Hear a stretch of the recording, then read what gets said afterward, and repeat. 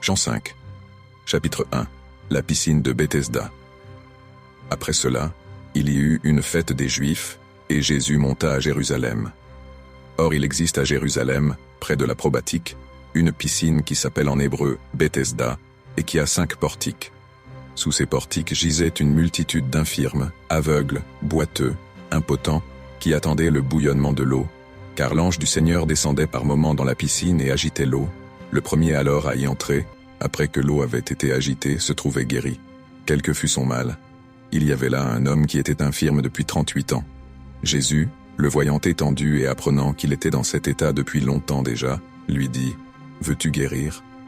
L'infirme lui répondit « Seigneur, je n'ai personne pour me jeter dans la piscine quand l'eau vient à être agitée, et le temps que j'y aille, un autre descend avant moi. » Jésus lui dit « Lève-toi, prends ton grabat et marche. » Et aussitôt l'homme fut guéri. Il prit son grabat et il marchait. Or c'était le sabbat ce jour-là. Les Juifs dirent donc à celui qui venait d'être guéri « C'est le sabbat. Il ne t'est pas permis de porter ton grabat. » Il leur répondit « Celui qui m'a guéri m'a dit « Prends ton grabat et marche. » Ils lui demandèrent « Quel est l'homme qui t'a dit « Prends ton grabat et marche » ?» Mais celui qui avait été guéri ne savait pas qui c'était. Jésus en effet avait disparu, car il y avait foule en ce lieu. Après cela, Jésus le rencontre dans le temple et lui dit « Te voilà guéri, ne pêche plus, de peur qu'il ne t'arrive pire encore. » L'homme s'en fut révélé aux Juifs que c'était Jésus qui l'avait guéri.